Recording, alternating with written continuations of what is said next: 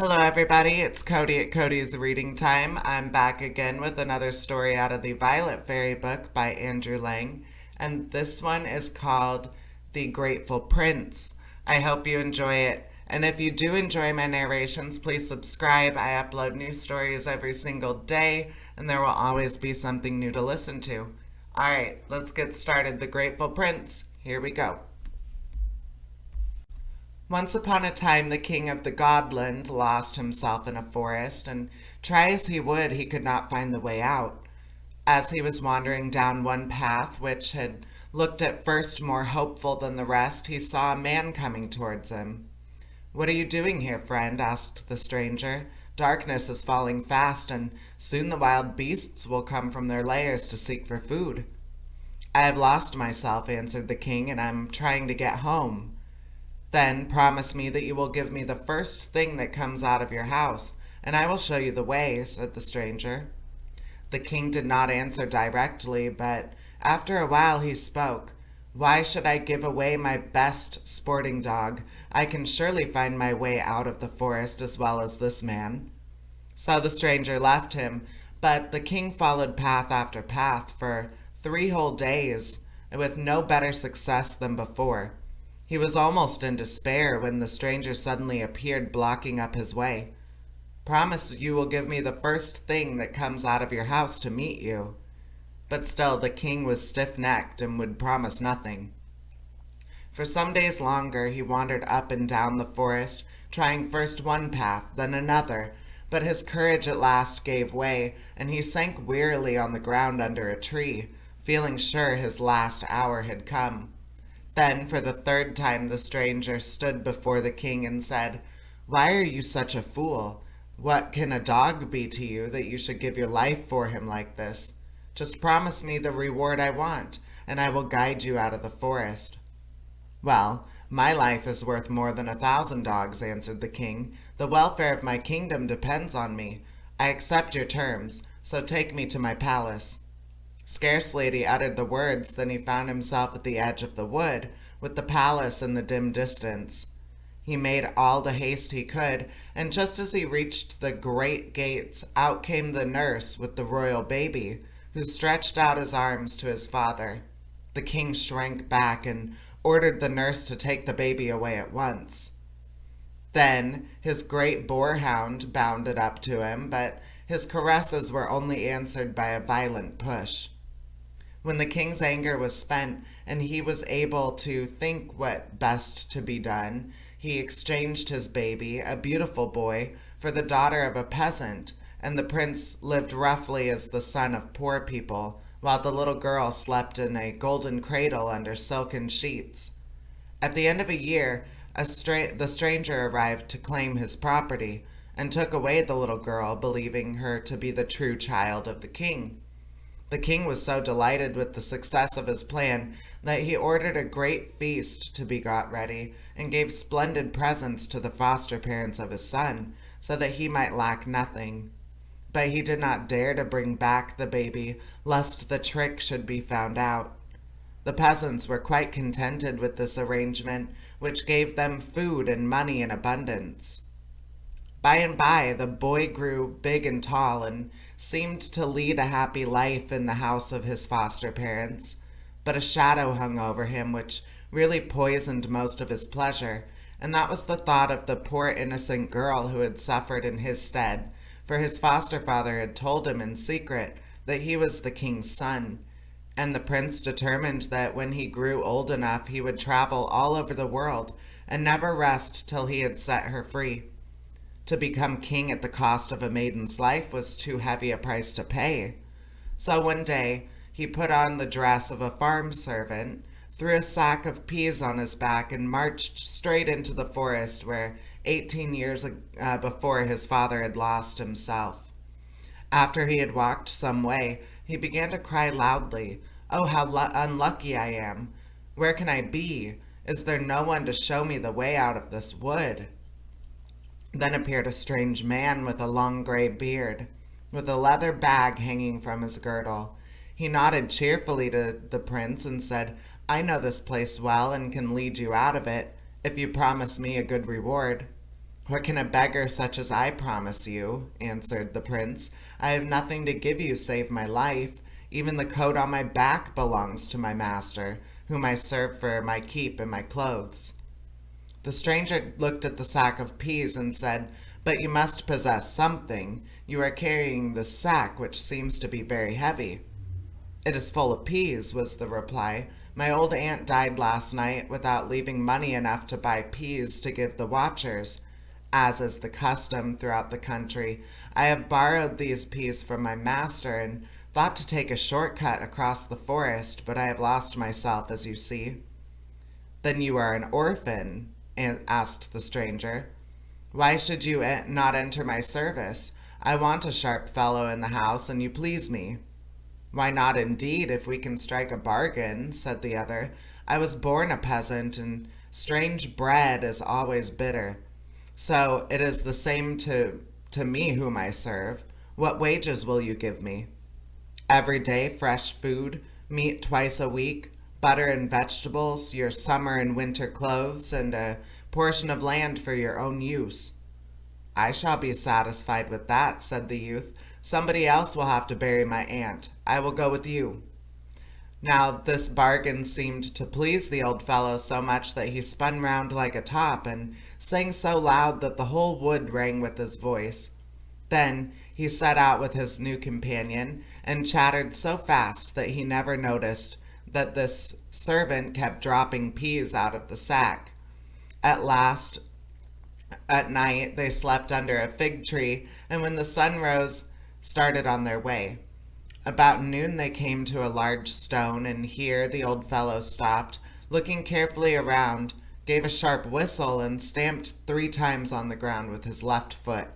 Suddenly there appeared under the stone a secret door, which led to what looked like the mouth of a cave. The old fellow seized the youth by the arm and said roughly, "Follow me." Thick darkness surrounded them, yet it seemed to the prince as if their path led into still deeper depths. After a long while he thought he saw a glimmer of light, but the light was neither that of the sun nor of the moon. He looked eagerly at it, but found it was only a kind of pale cloud, which was all the light this strange underworld could boast. Earth and water, trees and plants, birds and beasts, each was different from those he had seen before, but what struck most terror into his heart was the absolute stillness that reigned everywhere. Not a rustle or a sound could be heard. Here and there he noticed a bird sitting on a branch with head erect and swelling throat, but his ear caught nothing. The dogs opened their mouths as if to bark. The toiling oxen seemed about to bellow, but neither bark nor bellow reached the prince.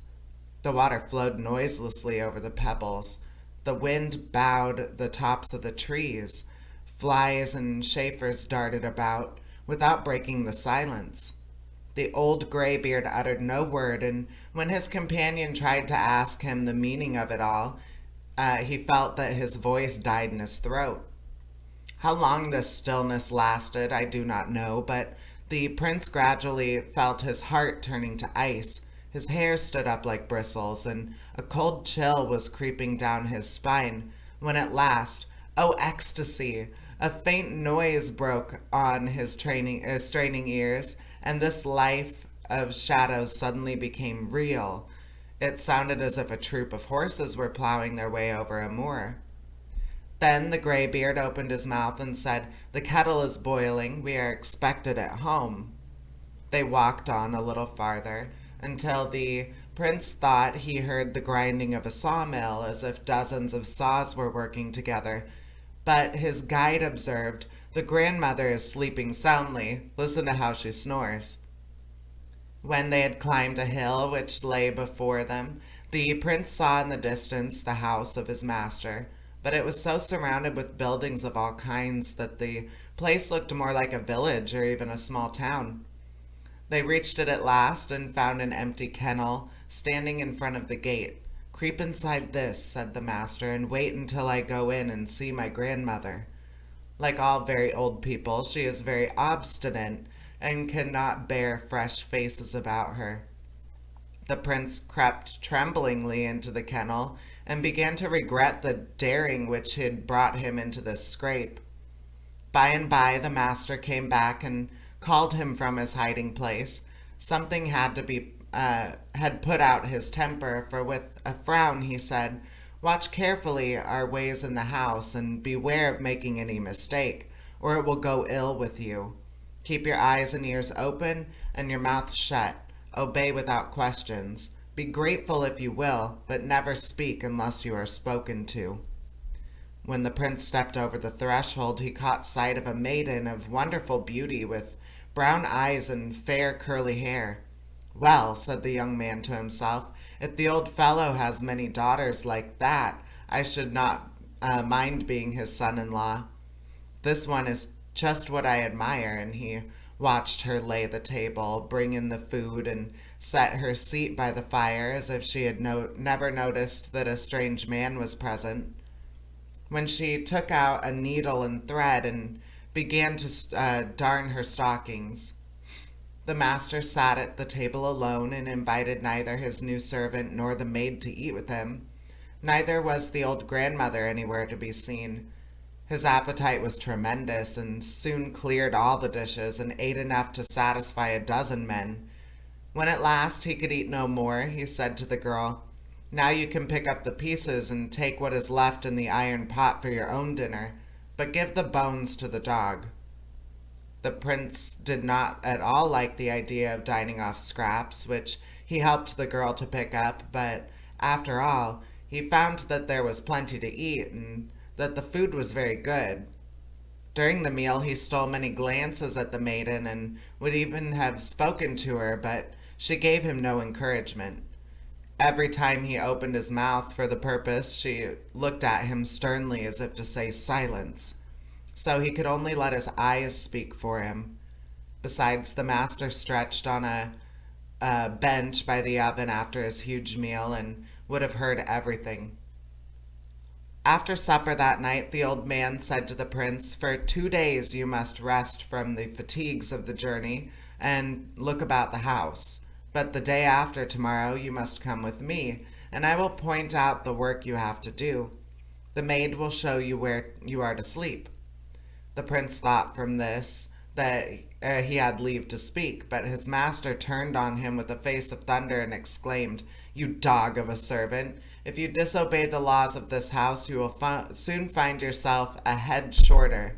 Hold your tongue and leave me in peace." The girl made a sign for him to follow her, and throwing open a door, nodded to him to go in. He would have lingered a moment, for he thought she looked sad, but dared not to do so for fear of the old man's anger. "It is impossible that she can be his daughter," he said to himself, "for she has a kind heart. I am sure she must be the same girl who was brought here instead of me, so I am bound to risk my head in this mad adventure." He got into bed, but it was long before he fell asleep, and even then his dreams gave him no rest. He seemed to be surrounded by dangers, and it was only the power of the maiden who helped him through it all.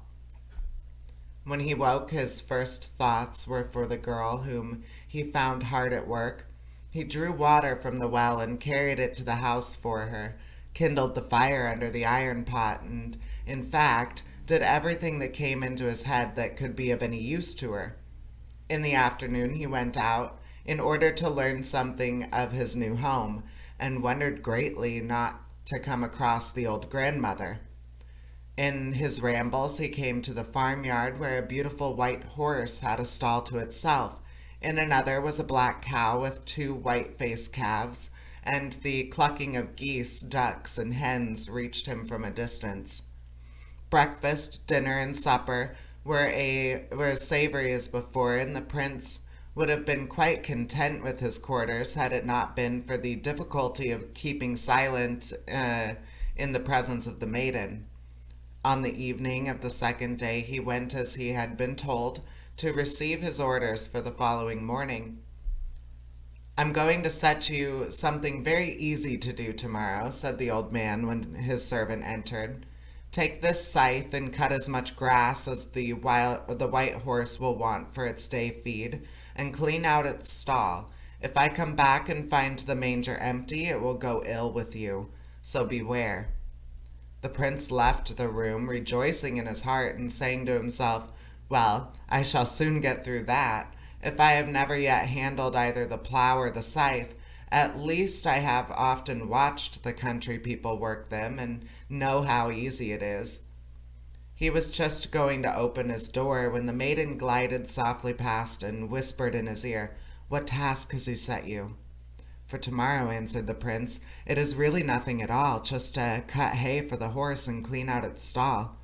"Oh, luckless being," sighed the girl. "How will you ever get through with it? The white horse, who is our master's grandmother, is always hungry. It takes 20 men always mowing to keep it in food for one day, and another 20 to clean out its stall. How then do you expect to do it all by yourself? But listen to me and do what I tell you. It is your only chance. When you have filled the manger as full as it will hold, you must weave a strong plate of rushes which grow among the meadow hay, and cut a thick peg of stout wood, and be sure that the horse sees what you are doing.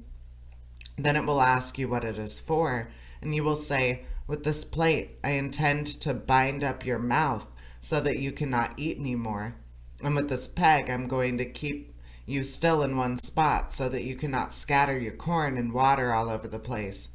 After these words the maiden went away as softly as she had come. Early next morning he set to work. His scythe danced through the grass much more easily than he had hoped, and soon he had enough to fill the manger. He put it in the crib and returned with a second supply, when to his horror he found the crib empty. When he knew that without the maiden's advice he would certainly have been lost, and began to put it into practice, he took out the rushes, which had somehow got mixed up with the hay, and plaited them together. "My son, what are you doing?" asked the horse wonderingly. "Oh, nothing," replied he, "just weaving a chin strap to bind your jaws together in case you might wish to eat any more." The white horse sighed deeply when it heard this, and made up its mind to be content with what it had eaten. The youth next began to clean out the stall, and the horse knew it had found a master, and by midday there was still fodder in the manger, and the place was as clean as a new pin. He had barely finished when in walked the old man, who stood astonished at the door. "Is it really you who have been so clever enough to do that?" he asked. "Or has someone given you a hint?" "Oh, I have had no help," replied the prince, "except what my poor weak head could give me." The old man frowned and went away, and the prince rejoiced that everything had turned out so well. In the evening his master said, "Tomorrow I have no special task set for you, but as the girl has a great deal to do in the house, you must milk the black cow for her. But take care you milk her dry, or it may be the worse for you." "Well," thought the prince as he went away, "unless there's some trick behind it, this does not sound very hard. I have never milked a cow before, but I have good strong fingers." He was very sleepy and was just about going towards his room when the maiden came to him and asked, "What is your task tomorrow?" "I'm to help you," he answered, "and have nothing to do all day except to milk the black cow dry." "Oh, you are unlucky," cried she. "If you were to try from morning till night, you couldn't do it. There is only one way of escaping the danger, and that is, when you go to milk her, take with you a pan of burning coals and a pair of tongs. Place the pan on the floor of the stall and the tongs on the fire, and blow with all your might till the coals burn brightly. The cow will ask you what is the meaning of all this, and you must answer that what I will whisper to you." And she stood on tiptoe and whispered something in his ear, and then went away. The dawn had scarcely reddened the sky when the prince jumped out of bed, and with the pan of coals in one hand and the milk pail in the other, went straight to the cow's stall and began to do exactly as the maiden had told him the evening before. The black cow watched him with surprise for some time, and then said, "What are you doing, sonny?" Oh, nothing, answered he. I'm only heating a pair of tongs in case you may not feel inclined to give as much milk as I want. The cow sighed deeply and looked at the milkman with fear, but he took no notice and milked briskly into the pail till the cow ran dry. Just at that moment the old man entered the stable and sat down to milk the cow himself, but not a drop of milk could he get. Have you really managed it all by yourself, or did someone help you? I have nobody to help me, answered the prince, but my own poor head. The old man got up from his seat and went away. That night, when the prince went to his master to hear what his next day's work was to be, the old man said, I have a little haystack out in the meadow which must be brought in to dry. Tomorrow you will have to stack it all in the shed, and as you value your life, be careful not to leave the smallest strand behind. The prince was overjoyed to hear he had nothing worse to do. To carry a little haystack requires no great skill, thought he, and it will give me no trouble, for the horse will have to draw it in. I am certainly not going to spare the old grandmother. And by the maiden stole up to ask what task he had for the next day. The young man laughed and said, It appears that I have got to learn all kinds of farmer's work. Tomorrow I have to carry a hayrick and leave not a stalk in the meadow, and that is my whole day's work. Oh, you are an unlucky creature, cried she. And how do you think you are to do it? If you had all the men in the world to help you, you could not clear off this one little hayrick in a week. The instant you have thrown down the hay at the top, it will take root again from below. But listen to what I say. You must steal out at daybreak tomorrow and bring out the white horse and some good strong ropes. Then get on the haystack, put the ropes round it, and harness the horse to the ropes. When you are ready, climb up the haystack and begin to count 1, 2, 3.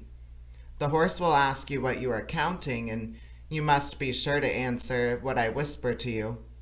So the maiden whispered something in his ear and left the room, and the prince knew nothing better to do than to get into bed.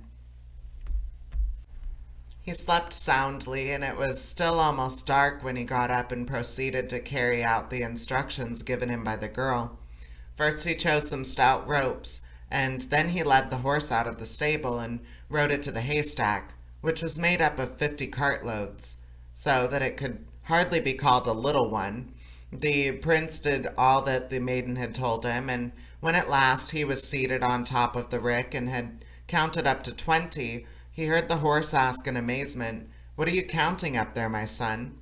Oh, nothing, said he. I was just amusing myself with counting the packs of wolves in the forest, but there are really so many of them that I don't think I should ever be done. The word wolf was hardly out of his mouth. Then the white horse was off like the wind, so that in the twinkling of an eye it had reached the shed, dragging the haystack behind it. The master was dumb with surprise as he came in after breakfast and found his man's day's work quite done. What was it really you who were so clever? Asked he, or did someone give you good advice? Oh, I have only myself to take counsel with, said the prince, and the old man went away shaking his head. Late in the evening the prince went to his master to learn what he was to do the next day. Tomorrow, said the old man, you must bring the white-headed calf to the meadow, and as you value your life, take care it does not escape from you. The prince answered nothing, but thought, well, most peasants of 19 have got a whole herd to look after, so surely I can manage the one. And he went towards his room where the maiden met him. Tomorrow I have got an idiot's work, said he, nothing but to take the white-headed calf to the meadow. Oh, you unlucky being, sighed she. Do you know that this calf is so swift that in a single day he can run 3 times around the world? Take care to what I tell you. Bind one end of this silk thread to the left foreleg of the calf, and the other end to the little toe of your left foot, so that the calf will never be able to leave your side, whether you stand, walk, or lie. After this the prince went to bed and slept soundly. The next morning he did exactly what the maiden had told him, and led the calf with the silken thread to the meadow where it stuck to his side like a faithful dog. By sunset it was back again in its stall, and then came the master and said with a frown, "Were you really so clever yourself, or did someone tell you what to do?" "Oh, I only have my own poor head," replied the prince, and the old man went away growling, "I don't believe a word of it. I am sure you have found some clever friend." In the evening he called the prince and said, "Tomorrow I have no work for you, but when I wake you, you must come before my bed and give me your hand in greeting." The young man wondered at this strange freak and went laughing in search of the maiden. "Ah, it is no laughing matter," sighed she. "He means to eat you, and there's only one way in which I can help you. You must heat an iron shovel, red hot, and hold it out to him instead of your hand." So next morning he wakened very early and had heated the shovel before the old man was awake. At length he heard him calling, "You lazy fellow, where are you? Come and wish me a good morning." But when the prince entered with the red-hot shovel, his master only said, "I'm very ill today and too weak even to touch your hand. You must return this evening, when I may be better." The prince loitered about all day, and in the evening went back to the old man's room. He was received in the most friendly manner, and to his surprise his master exclaimed, "I am very well satisfied with you. Come to me at dawn and bring the maiden with you. I know you have long loved each other, and I wish to make you man and wife."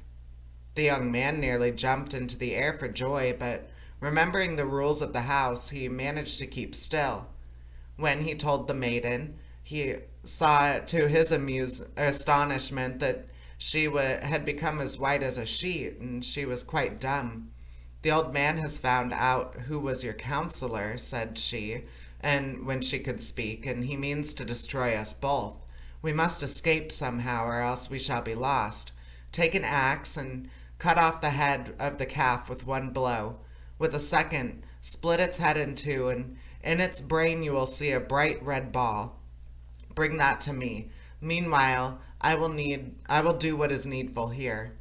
And the prince thought to himself, "Better kill the calf than be killed ourselves. If we can once escape, we will go back home. The peas which I strewed about must have sprouted, so that we shall not miss the way." Then he went into the stall, and with one blow of the axe killed the calf, and with the second split its brain. In an instant the place was filled with light, as the red ball fell from the brain of the calf.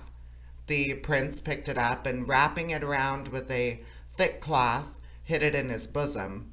Mercifully the cow slept through all the night, or by her cries she would have awakened the master. He looked round, and at the door stood the maiden, holding a little bundle in her arms. "Where's the ball?" she asked. "Here," answered he. "We must lose no time in escaping," she went on, and uncovered a bit of the shining ball to light them on their way. As the prince had expected, the peas had taken root and grown into a little hedge, so that they were sure they would not lose the path. As they fled, the girl told him that she had overheard a conversation between the old man and his grandmother, saying that she was a king's daughter, and whom the old fellow had obtained by cunning from her parents. The prince, who knew all about the affair, was silent, though he was glad from his heart that it had fallen to his lot to set her free. So they went on till the day began to dawn. The old man slept very late that morning and rubbed his eyes till he was properly awake. Then he remembered that very soon the couple were to present themselves before him. After waiting and waiting till quite a long time had passed, he said to himself with a grin, "Well, they are not in much hurry to be married," and waited again. At last he grew a little uneasy and cried loudly, "Man and maid, what has become of you?"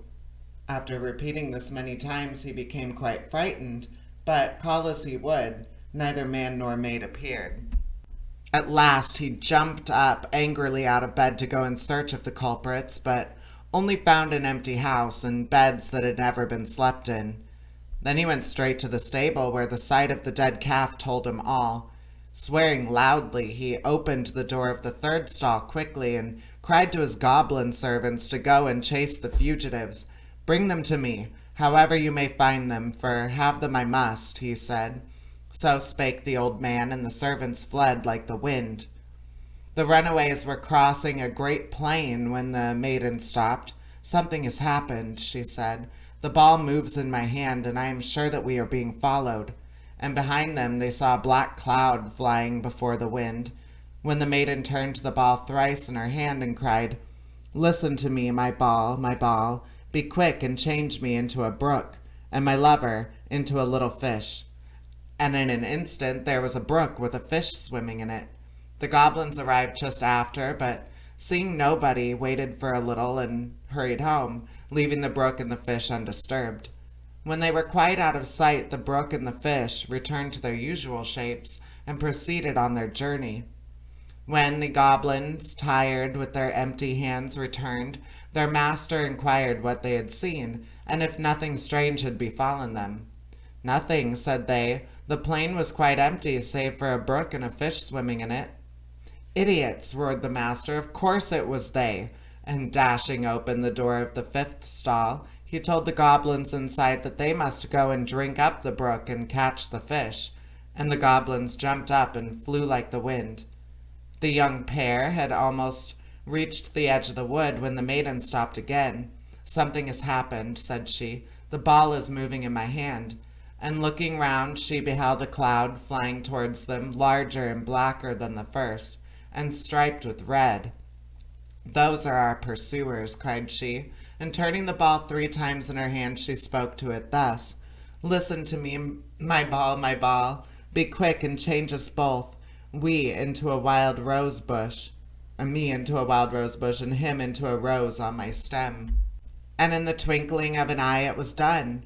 Only just in time, too, for the goblins were close at hand and looked around eagerly for the stream and the fish. But neither stream nor fish was to be seen, nothing but a rose bush. So they went sorrowing home, and when they were out of sight of the rose bush and rose, returned to their proper shapes and walked all the faster for the little rest they had had.